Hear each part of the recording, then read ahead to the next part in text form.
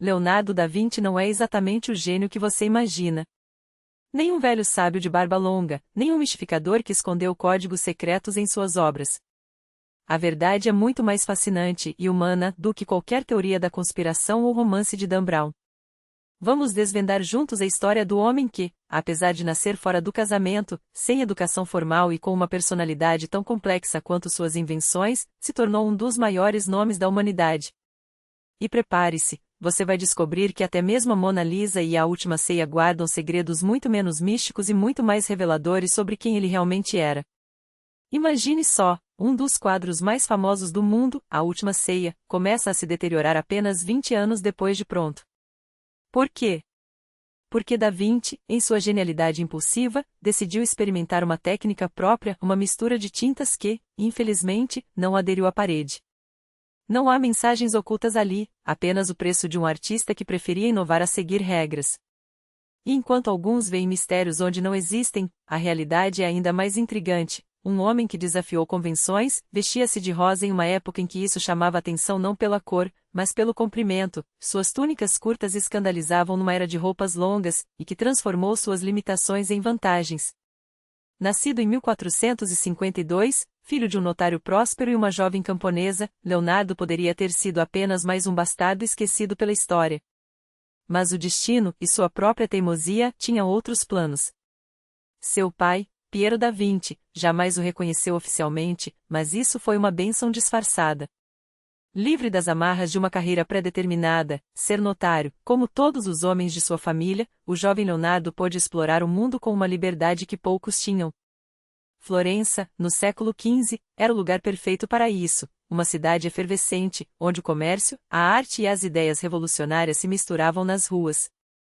Sob o patrocínio dos Médici, especialmente Lorenzo, o Magnífico, artistas como Michelangelo e Donatello brilhavam. E Leonardo? Ele não só brilhou como redefiniu o que significava ser um gênio. Mas não pense que tudo foi glória. Sua educação foi irregular, quase autodidata. Enquanto outros aprendiam latim e retórica, ele se debruçava sobre matemática básica e, acima de tudo, sobre a observação do mundo. Escrevia de trás para frente, só os canhotos entendem a luta, fazia anotações caóticas e deixava projetos inacabados, traços que hoje chamaríamos de mas que, na época, eram apenas sinais de uma mente que não parava. E foi justamente essa mente inquieta que, sem diplomas ou títulos, o levou a dominar pintura, engenharia, anatomia, música e até design. E não se esqueça, ele adorava roupas cor-de-rosa. Sim, o símbolo do Renascimento tinha um estilo único, e isso diz muito sobre sua personalidade.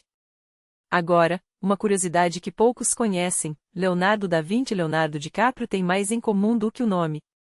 Além da óbvia homenagem, a mãe do ator o batizou em referência ao gênio, há um detalhe histórico, as famílias Da Vinci e DiCaprio surgiram da mesma tradição italiana de adotar o local de origem como sobrenome. E, para fechar com chave de ouro, o ator está prestes a interpretar o pintor em um grande filme, uma escolha quase poética, dado que ambos encarnam a ideia de reinvenção constante. Mas voltemos ao início. Como um menino sem sobrenome, afinal, Da Vinci só significa de Vinci, a cidade onde nasceu, e sem perspectiva se tornou Leonardo da Vinci? A resposta está em sua capacidade de transformar fraquezas em forças. Sua falta de educação formal o forçou a aprender fazendo, sua condição de bastardo o livrou de expectativas sociais, sua impulsividade o levou a experimentar sem medo. Em uma época em que o conhecimento era privilégio de poucos, ele provou que a genialidade não depende de diplomas, mas de coragem para questionar, errar e criar. E é isso que torna sua história tão atual. Leonardo não era um ser sobrenatural, mas um homem de carne e osso, cheio de contradições, um visionário que deixava obras inacabadas, um cientista que acreditava em presságios, um artista que desafiava as convenções até no modo de se vestir. Sua vida nos ensina que o gênio não nasce pronto, ele se constrói, muitas vezes contra todas as probabilidades. Então, da próxima vez que você olhar para Mona Lisa, lembre-se, atrás daquele sorriso enigmático não há códigos secretos, mas sim a marca de um homem que ousou ser diferente. E isso, no fim das contas, é a maior das genialidades. E então, como se não bastasse desafiar as convenções com sua arte e sua mente, Leonardo começa a registrar seus pensamentos de um jeito que, séculos depois, ainda alimenta teorias conspiratórias. Seus cadernos, páginas e páginas preenchidas com esboços de máquinas voadoras, estudos de músculos humanos, anotações sobre a luz e a sombra, são escritos de trás para frente, da direita para a esquerda, em uma caligrafia espelhada que, à primeira vista, parece um código indecifrável. Muitos insistem que era uma forma de esconder segredos, como se Da Vinci temesse que o mundo descobrisse suas descobertas revolucionárias. Mas a verdade? Bem mais prosaica e, ao mesmo tempo, reveladora. Imaginem, estamos no século XV, a tinta é cara, o papel é escasso, e um canhoto como Leonardo, ao escrever da maneira tradicional, arriscaria borrar tudo com o movimento natural da mão. A solução? Virar a página e escrever no sentido contrário, evitando manchas e economizando cada centímetro de espaço. Não era genialidade oculta, era pragmatismo puro. Aliás, manuais de caligrafia da época recomendavam essa técnica para left-handed, como um hack para evitar frustrações. E se você duvida que um mortal comum consiga dominar essa escrita, experimente, com um pouco de prática, até um amador consegue rabiscar notas espelhadas. O mistério, mais uma vez, desmorona diante da lógica. Mas voltemos a Florença, onde o jovem Leonardo, filho ilegítimo de um notário, deveria, nas expectativas do pai, seguir os passos da família e se tornar um homem de leis. Piero da Vinci, porém, logo percebe que o garoto tem uma obsessão bem mais forte do que contratos e processos: o desenho. Há uma história, talvez apócrifa, mas tão simbólica que parece verdade. Um camponês pede a Piero que leve um escudo de madeira a Florença para ser pintado. O pai, em um gesto que mudaria tudo, entrega a tarefa ao filho. Leonardo, então com pouco mais de 10 anos, não pinta um brasão comum. Ele cria um monstro, uma criatura híbrida entre dragão e serpente, tão realista que assusta. Como? Estudando lagartos, cobras, insetos, decompondo a natureza para depois recompor suas fantasias. O resultado é tão impressionante que Piero, em vez de entregar o escudo ao camponês, fica com ele e compra outro, mais simples, para cumprir o acordo. Legenda ou não, o episódio revela um método que Leonardo levaria para o resto da vida: observar o mundo para inventar o impossível. E é esse mesmo método que o leva, ainda adolescente, à oficina de Andrea del Verrocchio, um dos mestres mais respeitados do Renascimento. Lá, a arte não era romântica, era um negócio. Uma linha de produção onde aprendizes copiavam santos e anjos em série, enquanto o mestre supervisionava. Mas Leonardo não era um aprendiz qualquer. Em poucos anos, ele não só dominava as técnicas como as superava. Vejam só o batismo de Cristo, pintura atribuída a Verrocchio, mas onde um detalhe traía a mão do discípulo, os 2 anjos à esquerda. Um deles, o de Leonardo, parece vivo, com músculos em movimento, tecido que ondula, uma presença quase palpável. O outro, em comparação, parece uma estátua. Diz a lenda que, ao ver a diferença, Verrocchio teria jogado seus pincéis no chão e jurado nunca mais pintar. Exagero? Talvez. Mas o fato é que, depois dessa obra, Verrocchio praticamente abandonou a pintura, enquanto Leonardo estava só começando. E então, quando tudo parecia alinhado para uma carreira meteórica, a vida, ou melhor, a Florença do século XV, dá uma de suas voltas brutais. Aos 24 anos, Leonardo é acusado de sodomia, um crime que, na época, podia custar a liberdade, a reputação ou até a vida. O processo é anônimo, vago, e envolve outros 3 homens e um jovem chamado Jacopo Saltarelli. Mas aqui, mais uma vez, a sorte ou o poder dos Médici intervém. O caso é arquivado, e Leonardo sai ileso. Valeria a pena especular se as acusações eram verdadeiras? Provavelmente. Afinal, em uma cidade onde artistas como Botticelli também foram alvo de denúncias similares, a homossexualidade era um segredo de polichinelo. Leonardo nunca escondeu sua preferência por companhia masculina, um de seus parceiros, Salai, ficaria ao seu lado por mais de 2 décadas, mas também nunca fez disso uma bandeira. Em uma época em que ser diferente era perigoso, ele escolheu viver e criar sem pedir permissão. E é justamente essa liberdade, essa recusa em se curvar às expectativas, que molda seu estilo revolucionário. Leonardo não queria apenas pintar, queria recriar a realidade. Para isso, mergulhou na ciência da visão, na anatomia, na física da luz. descobriu que o segredo para dar vida a uma tela estava em dois conceitos: chiaroscuro, o jogo de claro-escuro que esculpe formas no espaço, sfumato, a técnica de transições suaves, sem linhas duras, que tornam um rosto quase respirável. Hoje, qualquer influencer sabe que uma luz bem posicionada cria profundidade em uma foto. No século XV, isso era alquimia. Leonardo não inventou essas técnicas, mas as dominou de tal forma que, quando você olha para um de seus anjos ou para o rosto da Mona Lisa, não vê tinta sobre madeira. Você vê pele. Você vê ar. Você vê um pedaço de alma capturado no tempo. E é assim, entre genialidade e escândalo, entre ciência e arte, que Leonardo da Vinci começa a escrever não só seus cadernos, mas a própria história do que significa ser humano. O sfumato, essa névoa que dissolve os contornos, transformando sombras e luz em um fluxo contínuo, é a assinatura invisível de Da Vinci. Não há linhas duras em seus quadros, apenas transições tão suaves que os rostos parecem respirar. Observe o anjo de batismo de Cristo, sim, aquele que ele pintou ainda como aprendiz, mas que já superava o mestre, ou o sorriso enigmático da Gioconda, não são figuras estáticas, são almas presas entre o mármore e a carne. Essa técnica não foi um acaso, foi uma obsessão. Leonardo a aperfeiçoou ao longo de décadas, como um ourives polindo a mesma joia até que ela brilhe por si só. Aqui vem a pergunta que alguns devem estar fazendo: espere, você começou dizendo que Leonardo não era um gênio nato, mas tudo isso soa como o retrato de um prodígio. E é exatamente por isso que a história dele é tão fascinante. O jovem que chegou à oficina de Verrocchio não era um messias da arte, mas um aprendiz brilhante e brilhante o suficiente para, aos 20 e poucos anos, já ter seu nome sussurrado nos círculos certos. Suas primeiras obras, no entanto, trazem as cicatrizes da inexperiência. A Anunciação, por exemplo, as mãos de Maria são desajeitadas, a mesa ao fundo parece um bloco de pedra esquecido no meio do jardim, e a cerca, bem, a cerca rouba mais atenção do que o anjo. Erros? Sim. Mas erros que revelam algo crucial: o gênio não nasce pronto, ele se forja no atrito entre a ambição e a falha. Em 1477, com 24 anos, Leonardo ainda dividia o espaço da oficina com outros aprendizes, muitos dos quais já haviam partido para a carreira solo. Por que ele demorou tanto? As teorias variam. Talvez fosse a sombra das acusações de sodomia, um eufemismo da época para a homossexualidade, que mancharam seu nome um ano antes. Talvez fosse a teimosia de quem sabia que ainda não havia dado o melhor de si.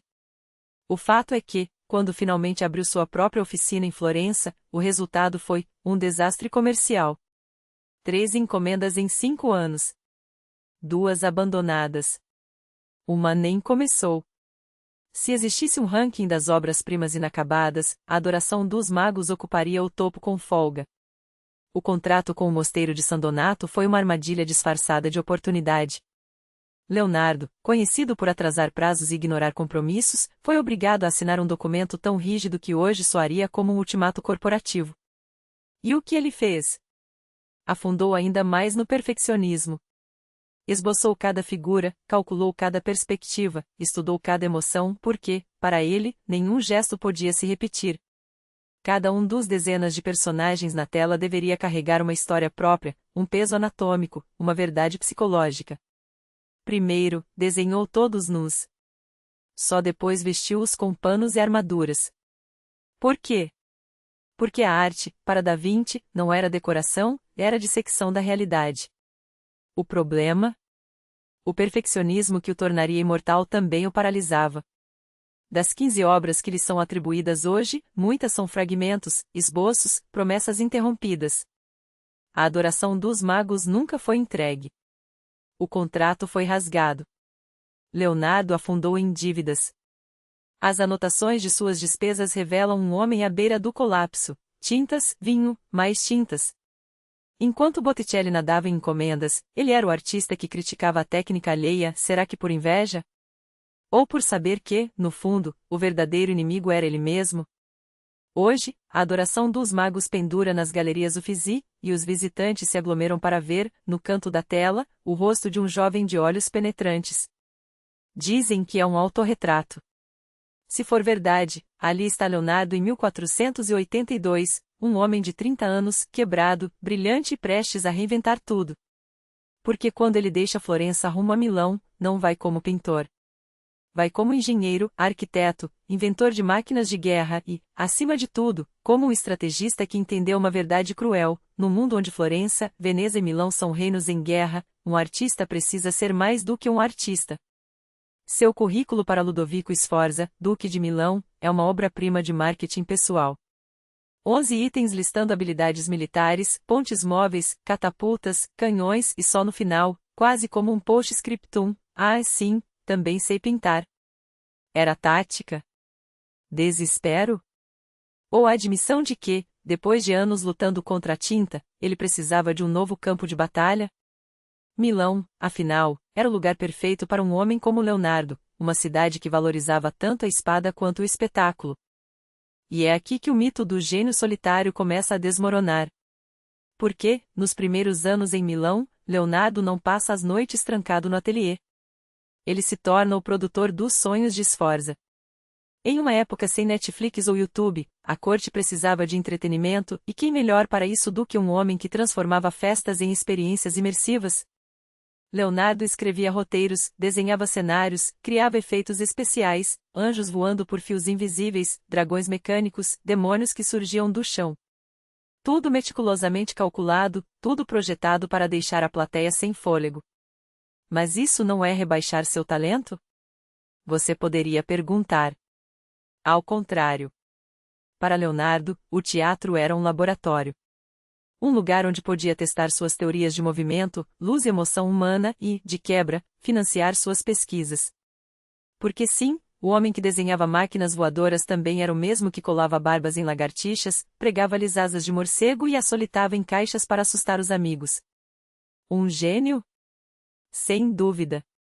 Um brincalhão? Absolutamente. Um showman? Mais do que qualquer um suspeita. E é aqui que chegamos a outro equívoco sobre sua lenda, a ideia de que Leonardo inventou um futuro. Aquela estátua no aeroporto de Roma, com ele segurando um modelo de helicóptero, alimenta o mito do visionário que antecipou aviação, tanques e submarinos. A realidade? Mais complexa e muito mais humana.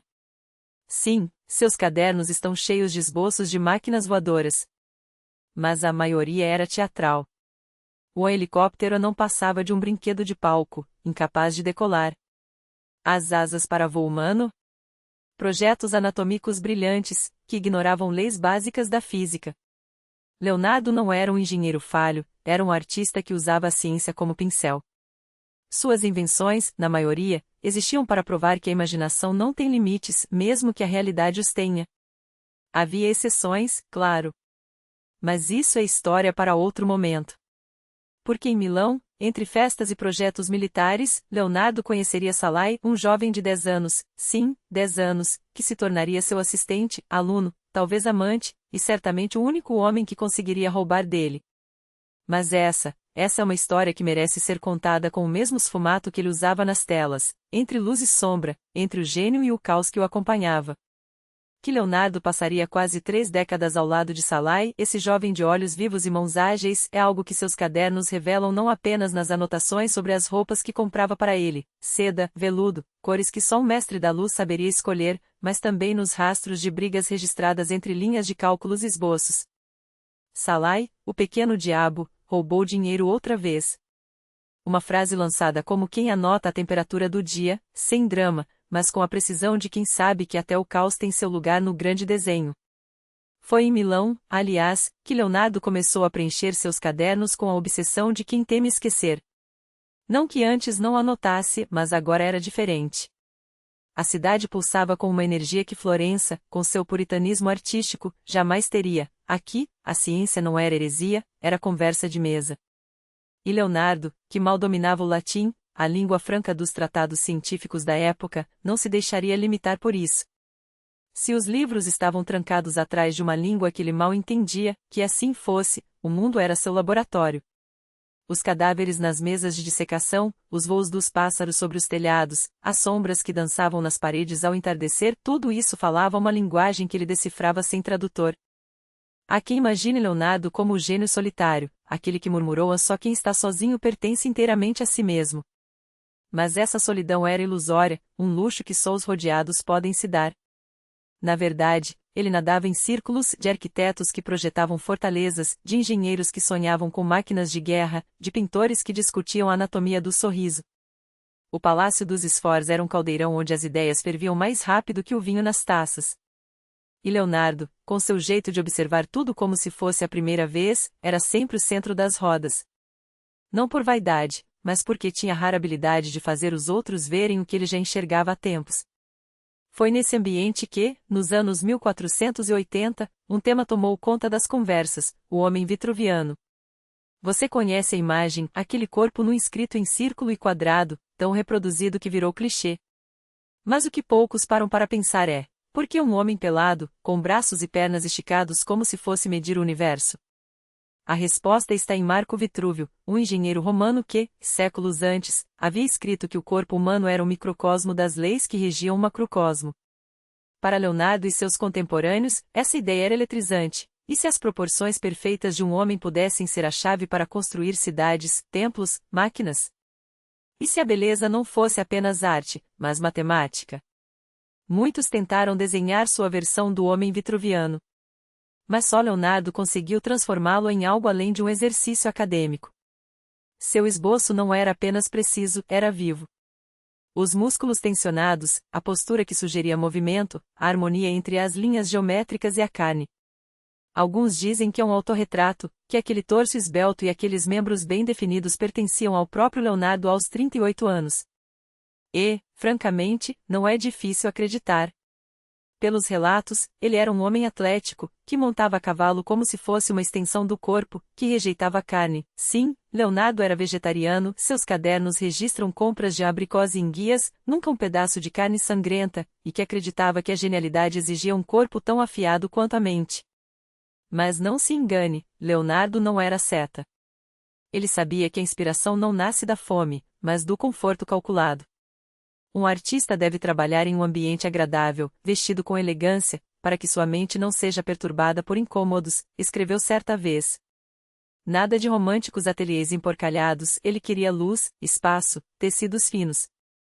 E foi exatamente isso que ganhou quando Ludovico Sforza lhe encomendou uma estátua monumental, um cavalo de bronze, tão grandioso que faria tremular até os deuses romanos. Só que, claro, Leonardo não faria apenas um cavalo. Ele estudaria cada músculo, cada veia, cada sombra que a luz criava na pele dos animais vivos, e depois mortos, dissecados com suas próprias mãos. Projetaria uma técnica inédita para fundir o bronze de uma só vez, sem costuras, sem falhas.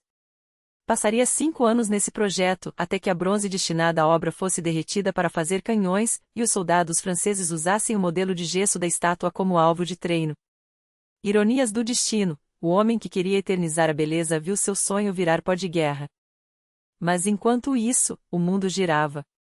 Colombo e Vespucci abriam rotas para terras desconhecidas, Gutenberg multiplicava o conhecimento, e Leonardo, entre uma decepção e outra, seguia adiante. Porque sua mente não conhecia pausas. Geometria, ótica, mecânica, anatomia, quando lhe perguntavam qual disciplina preferia, ele respondia com uma lista que soava como um inventário do impossível. E se havia um segredo por trás desse apetite insaciável, talvez fosse justamente a falta de educação formal. Sem amarras, sem dogmas, ele perguntava o que ninguém mais ousava: por que o céu é azul? E então estudava a refração da luz. Como funciona a língua do pica-pau? E passava dias observando o bico do pássaro como se fosse uma engenhoca. É possível criar movimento perpétuo?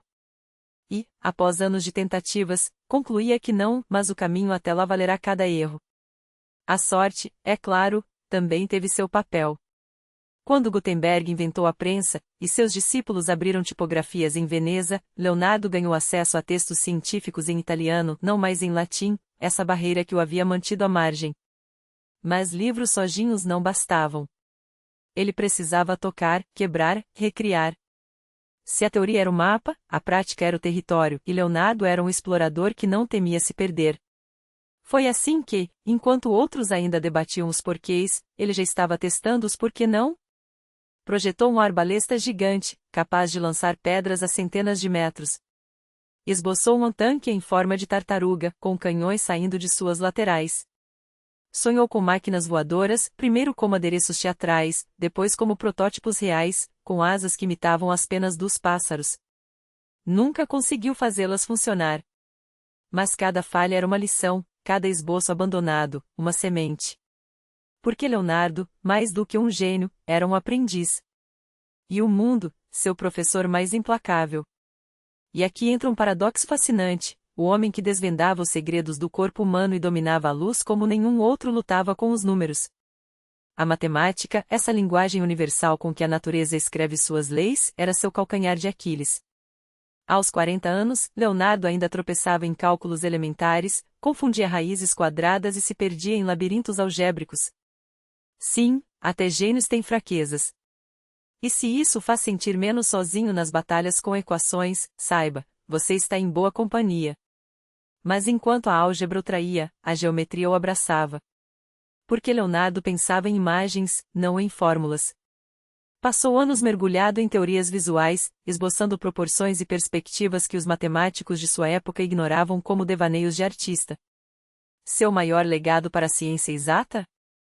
As ilustrações que criou para De Divina Proportione, obra de seu amigo Luca Pacioli, o homem que decifrou o número de ouro. Aquela proporção mágica que governava desde as pétalas de uma flor até as colunas dos templos gregos. E que, nas mãos de Da Vinci, ganharia forma em desenhos tão precisos que ainda hoje são estudados como ponte entre arte e ciência. Porém, se a matemática foi sua cruz, a anatomia foi sua ressurreição. Começou a dissecar cadáveres em Florença apenas para aprimorar seus desenhos, mas em Milão, essa busca virou obsessão. Não bastava copiar a superfície, queria entender o mecanismo. Com a ajuda de médicos e o acesso a corpos, muitos deles, executados ou doados pela Igreja, Leonardo transformou o estudo anatômico em arte. Seus esboços de músculos, tendões e ossos não eram apenas corretos, eram vivos. O jogo de luz e sombra, seu famoso sfumato, dava volume às veias como se pulsassem no papel. Foi o primeiro a desenhar os dentes com precisão cirúrgica, se não fosse por tudo mais, já mereceria um lugar na história da odontologia. Mas seu verdadeiro triunfo não estava nos detalhes técnicos, e sim no que eles revelavam, como traduzir a alma em movimento. Observe a Dama com Arminho, seu retrato de Cecília Galerani, amante de Ludovico Sforza. Aquele sorriso quase imperceptível, a cabeça levemente inclinada, os dedos que parecem respirar, nada é casual. Leonardo passou décadas estudando como um músculo se contrai para formar uma expressão, como a luz escorre sobre a pele, como um gesto pode trair um pensamento. Cada pincelada era o resultado de noites em claro, dissecando rostos e analisando ângulos. E se você acha que seus stories do Instagram precisam de melhor iluminação, anote. Da Vinci já sabia, há 500 anos, que a luz direta estraga um retrato. O segredo? A suave claridade do entardecer.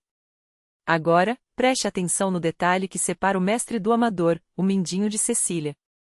Está na sombra, mas sua ponta é levemente iluminada. Por quê?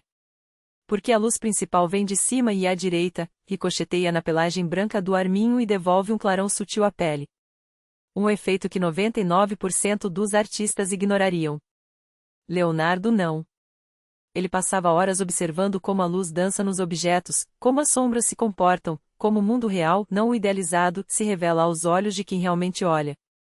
E então, 1494. Ludovico Sforza quer eternizar seu nome e encomenda um mausoléu na igreja de Santa Maria delle Grazie. Mas a posteridade não lembraria da arquitetura daquele lugar.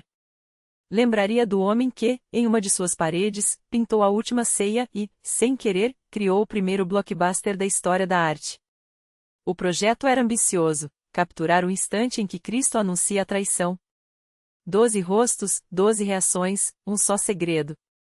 Leonardo não trabalhava sozinho, trabalhava observado. Monges comiam ali mesmo, na refeitório transformado em ateliê. Curiosos entravam da rua para ver o gênio em ação e muitas vezes saíam decepcionados. Porque gênios não seguem horários. Havia dias em que Da Vinci chegava ao amanhecer e pintava até a madrugada.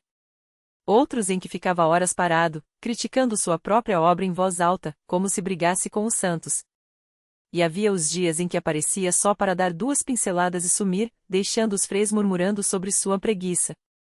Quando questionado por Sforza, justificava: a pintura nasce na mente antes de nascer na parede. E para provar seu ponto, ameaçou colocar o rosto do abade irritado no quadro, como Judas. O abade, sábio, recuou. Porque Leonardo sabia, a arte não é feita de horas marcadas, mas de momentos roubados à distração. E a última ceia seria a prova viva disso. Sforza, após anos de paciência estratégica, decide não pressionar Leonardo, pelo menos por enquanto. Mas em 1497, a morte de sua esposa, Beatriz de Este, esgota suas últimas reservas de tolerância. O duque, agora com o coração endurecido pela perda, exige que Da Vinci assine um contrato rígido, com prazos inegociáveis. 3 anos já se passaram desde o primeiro traço em Santa Maria delle Grazie, e ainda assim a obra estava longe de terminar. Leonardo precisaria de mais um ano para concluir a última ceia, mas quando finalmente a revelou ao mundo, o impacto foi imediato. Os contemporâneos, atônitos, reconheceram ali não uma pintura, mas um milagre. Sforza, em um raro gesto de gratidão, presenteou o mestre com um pequeno vinhedo, La Vigna, como bônus pelo trabalho. Um pagamento irônico, se considerarmos que, 20 anos depois, a obra já começava a se desprender da parede como casca de árvore morta. Quem era o culpado? A técnica, é claro. Uma fresca tradicional exige velocidade, a tinta deve ser aplicada sobre o reboco úmido em um único dia, antes que a parede seque.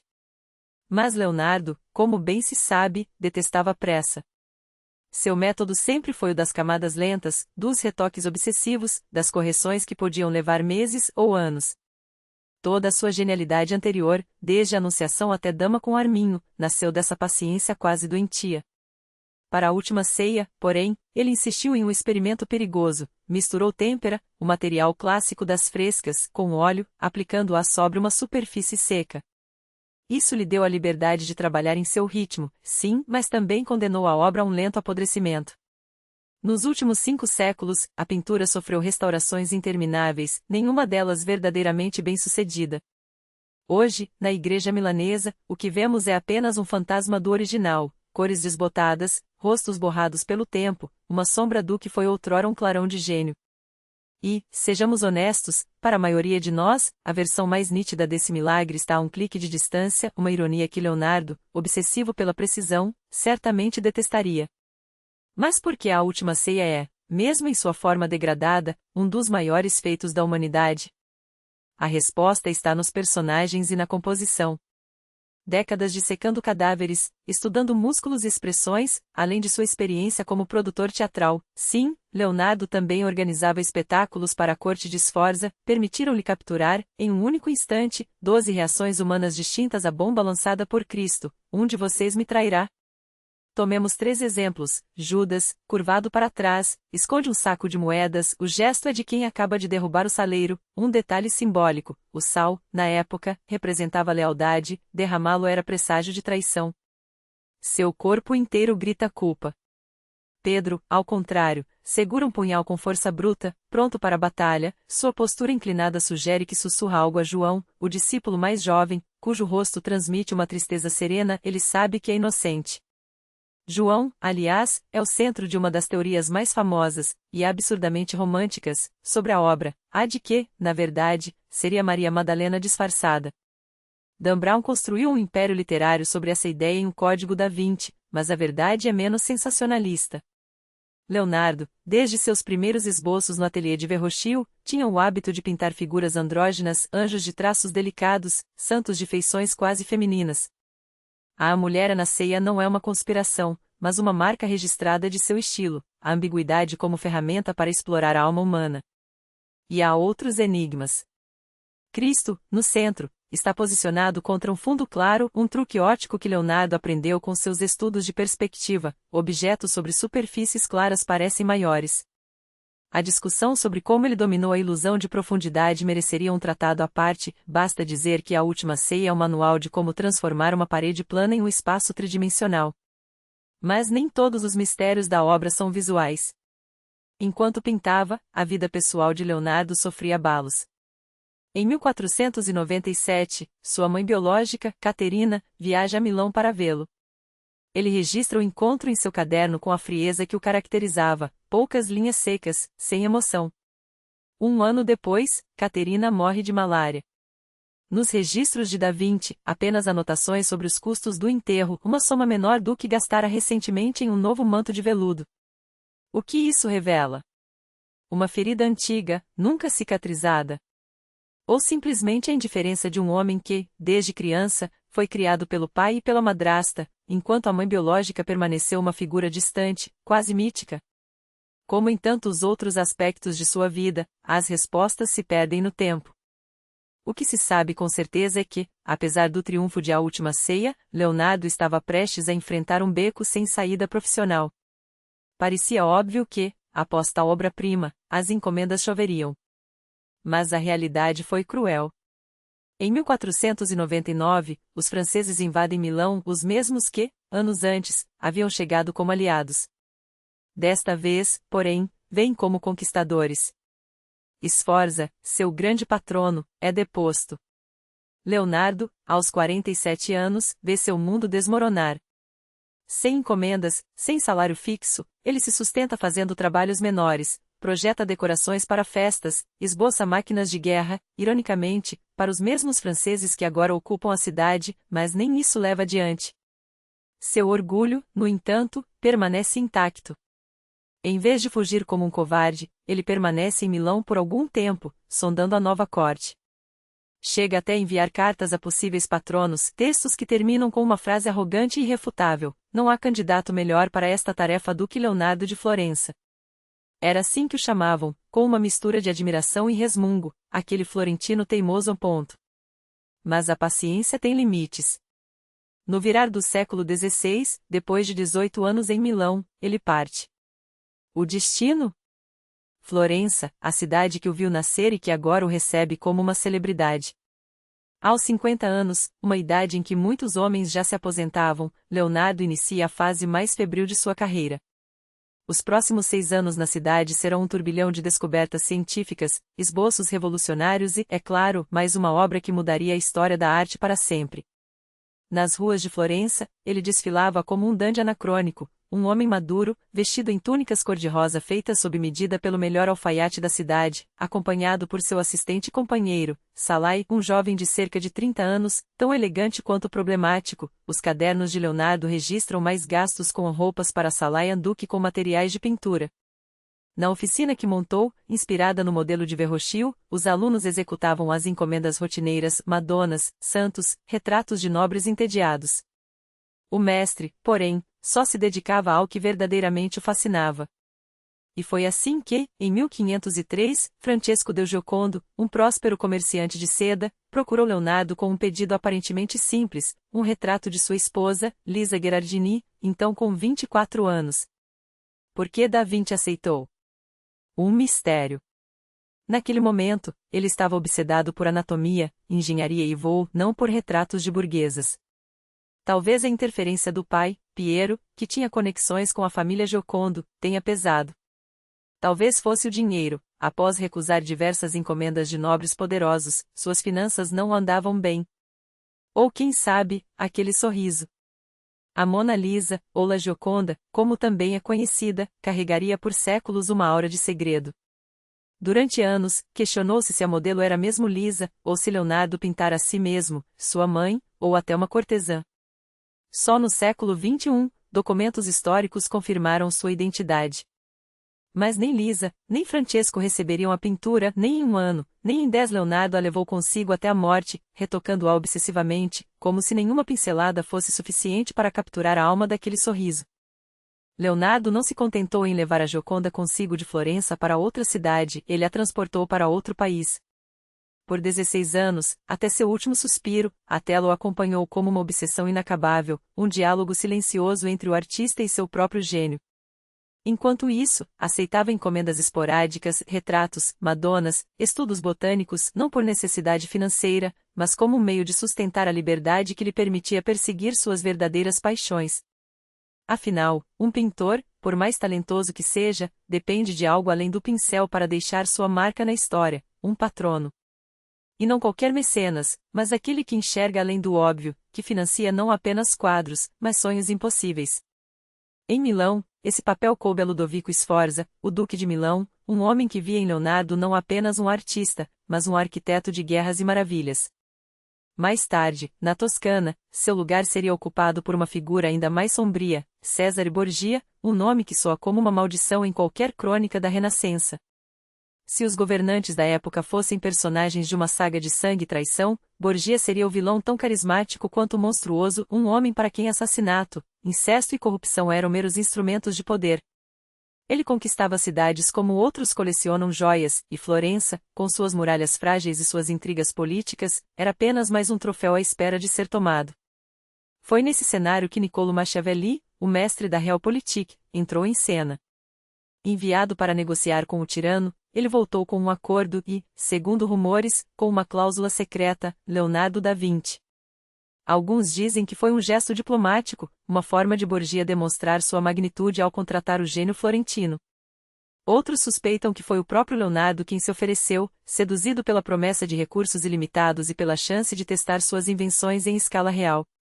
De uma coisa não há dúvida, ele se tornou o engenheiro de guerra de um demônio. Por meses, Leonardo seguiu Borgia de cidade em cidade, esboçando tanques blindados, bestas de repetição e trajes de mergulho, armas que, se construídas, teriam reescrito as regras da guerra. Mas seu maior legado militar não foi uma máquina, e sim um pedaço de papel. Para mapear a pequena cidade de Imola, ele combinou geometria, ótica e engenharia, criando um dispositivo de medição tão preciso que suas plantas se tornariam o padrão para estratégias militares nos séculos seguintes. Era a mente de um cientista aplicada à arte da destruição. E então, como sempre, ele desistiu. Um novo banho de sangue, desta vez, a execução de um conhecido de Leonardo, parece ter sido a gota d'água. O gênio que detestava a guerra, que anotava em seus cadernos porque o homem, suposta coroa da criação, se deleita em matar, havia servido a dois dos mais cruéis senhores da Itália, Sforza e Borgia. Pragmatismo? Acesso a projetos grandiosos? Uma busca inconsciente pela figura paterna que nunca o reconheceu? Ninguém sabe. Talvez nem ele mesmo. De volta a Florença, Leonardo mergulhou em outro projeto impossível e, como de costume, a cidade de Pisa estava no centro da ambição. Não a Pisa dos postais, com sua torre inclinada, mas a Pisa estratégica, a joia que Florença cobiçava há décadas. O plano? Desviar o rio Arno. Cortar o suprimento de água da cidade inimiga, asfixiá-la economicamente, transformar o curso de um rio como quem risca um esboço no papel. Para isso, seria preciso cavar um canal gigante e, é claro, Leonardo projetou uma máquina colossal para fazê-lo. O resultado? Um fracasso retumbante. A natureza, como sempre, resistiu ao homem que queria dominá-la. Esse padrão se repetiria como uma maldição. Uma ideia brilhante, um início promissor, um abandono abrupto. Leonardo perdia o interesse assim que a magia da concepção dava lugar ao suor da execução. E, em 1504, enquanto ainda sonhava com rios desviados, um novo desafio o aguardava, um que prometia ser o duelo artístico do século. Dois gigantes. Uma parede. Da Vinci versus Michelangelo. Ambos receberam a mesma encomenda, decorar o Salão dos 500, no Palazzo Vecchio, com cenas de batalhas históricas. Mas o que deveria ser uma celebração da arte florentina virou uma guerra de egos. Leonardo, aos 51 anos, era o mestre consagrado, elegante, um dandy que vestia túnicas cor-de-rosa e encantava cortes com seu charme. Michelangelo, com 28, era o oposto, sujo, mal-humorado, um escultor que pintava por obrigação e via em cada pincelada uma traição à sua verdadeira vocação. Enquanto Leonardo estudava o movimento dos músculos, a fluidez do sfumato, Michelangelo esculpia corpos em tinta, torcidos como raízes, tensos como cordas de arco. A tema de Leonardo. A Batalha de Anghiari, um triunfo florentino. Para prepará-la, ele fez o que sempre fazia, dissecou cadáveres.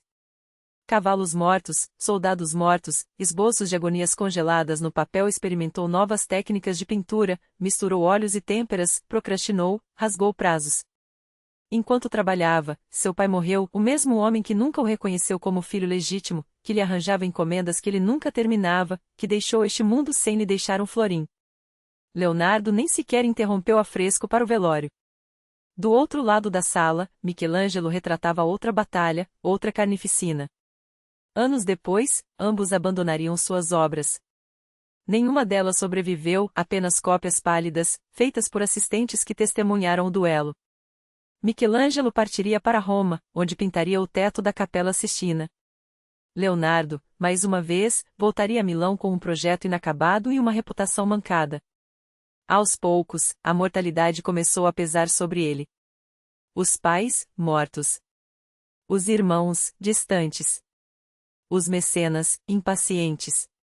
Até seu assistente Salai, o jovem rebelde que ele criará como um filho, mostrava-se cada vez mais ingrato. Foi então que Francesco Melzi entrou em sua vida. Não como aprendiz, mas como herdeiro espiritual. Melzi o acompanharia até o fim, herdaria seus cadernos, seus segredos, sua fortuna. Em 1508, de volta a Milão, Leonardo se entregou a outra obsessão, a anatomia. Um velho morre de velhice no hospital. Qualquer outro passaria adiante. Leonardo dissecou. Anotou cada músculo, cada veia, cada sombra sob a pele enrugada. Era o início de 5 anos de frenesi científico, uma jornada que o levaria a desvendar os mistérios do coração, mapear o cérebro, descobrir válvulas cardíacas que a medicina só confirmaria séculos depois. Seus cadernos se encheram de desenhos sobrepostos, um braço aqui, um rosto ali, anotações ilegíveis correndo pelas margens. Páginas que pareciam caóticas, mas eram, na verdade, o mapa de uma mente que via o mundo em camadas. E, como sempre, ele nunca publicou nada. E então, lá está ele, no canto inferior da página, o esboço de um rosto anônimo, provavelmente algum transeunte que cruzou seu caminho enquanto a mente voava muito além. Leonardo não perdia tempo com formalidades. Se um traço, uma sombra ou uma expressão chamassem sua atenção, o lápis já corria sobre o papel. Mas não era o retrato em si que o consumia.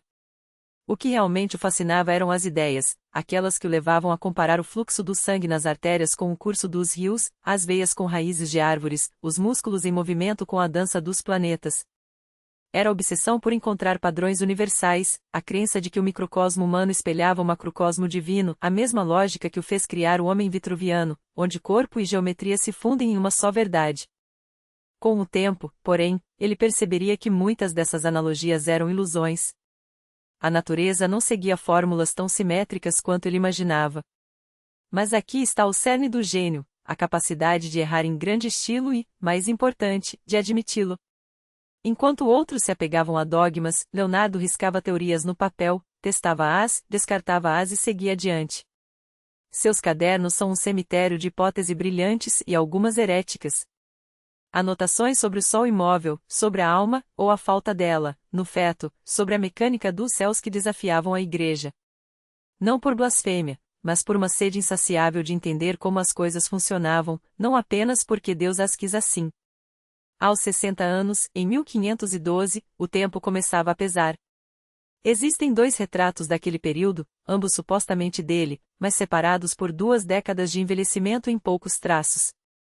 Um, idealizado por um discípulo, mostra um homem sereno, quase etéreo, o Photoshop renascentista, onde as rugas são suavizadas e o olhar ganha um brilho de sabedoria. O outro, atribuído à sua própria mão, revela um rosto cavado, sulcos profundos, a marca de noites em claro dissecando cadáveres ou ajustando engrenagens de máquinas que nunca seriam construídas. Testemunhas da época descrevem um Leonardo prematuramente envelhecido, como se o peso de tantos segredos por desvendar lhe roubasse os anos. Ou talvez, no autorretrato, ele não tenha pintado a pele, mas a sensação de ser um estranho em seu próprio tempo, um homem que via demais para um mundo que ainda não estava pronto para enxergar. Em 1513, ele parte para Roma, levando consigo Salai, Melzi e o resto de sua comitiva de discípulos rebeldes. Aceita encomendas que não termina, reclama dos aprendizes, uns incompetentes, outros desertores, e abre um ateliê onde a desordem criativa reina soberana. Entre os poucos trabalhos que deixa para trás nesse período está o São João Batista, não pela técnica sfumato que o consagrou, mas por um detalhe obsessivo, o dedo apontado para o céu. Um gesto que se repete em suas obras, como um código. Olhem para cima, parece dizer, lá estão as respostas. Ou será que o dedo, na verdade, acusa? Afinal, o mesmo Leonardo que pintava anjos também anotava em seus cadernos, porque o batismo lava os pecados se a água não pode apagar o que foi escrito.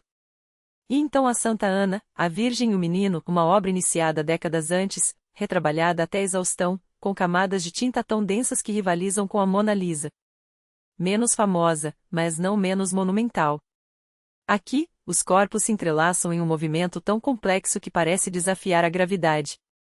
Alguns dizem que é seu verdadeiro magnum opus, eclipsado pelo sorriso enigmático de Lisa. Outros, que é apenas mais uma vítima do mito, afinal, quantos quadros Leonardo realmente pintou?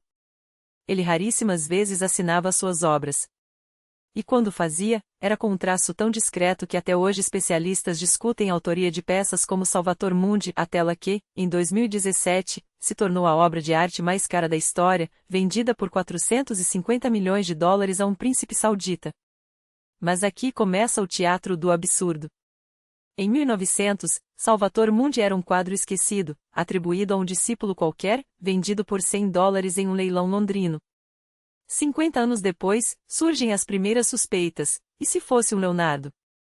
Expertises, análises de pigmentos, debates acalorados.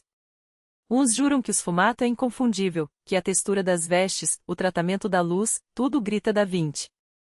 Outros apontam o dedo, literalmente, para o Cristo. Leonardo nunca pintaria uma figura tão frontal. E olhem a esfera de cristal, a mão atrás dela deveria estar distorcida, mas não está. A réplica dos defensores? Ele distorceu de propósito, para não distrair o espectador. Um gênio não segue regras, ele as reescreve. Quem está certo? A ciência não tem resposta definitiva. Mas o mercado sabe. Em 2013, um oligarca russo, que fez fortuna com fertilizantes, ironicamente, compra a obra por 127 milhões. 4 anos depois, o preço triplica. E enquanto Salvator Mundi se torna o símbolo máximo do delírio especulativo da arte, uma pergunta persiste: será que Leonardo, o homem que desconfiava até das próprias sombras, não estaria rindo desse circo? Afinal, ele que passava anos estudando o voo dos pássaros para projetar máquinas que jamais decolariam, sabia melhor que ninguém: a verdadeira obra-prima não é o quadro, mas o mistério que ele carrega. E falando em mistérios, Mona Lisa. A eterna Gioconda. Não entendo a graça, dizem nos comentários do YouTube. Se não tivessem roubado em 1911, ninguém ligaria. Como se a fama de um quadro se resumisse a um crime. Mas vamos aos fatos. Entre a Ginevra de Aubency, pintada por um Leonardo de 25 anos, talentoso mas ainda preso às convenções, e a Mona Lisa, há um abismo de 3 décadas. 3 décadas dissecando cadáveres, estudando ótica, geologia, a maneira como a luz se quebra na água.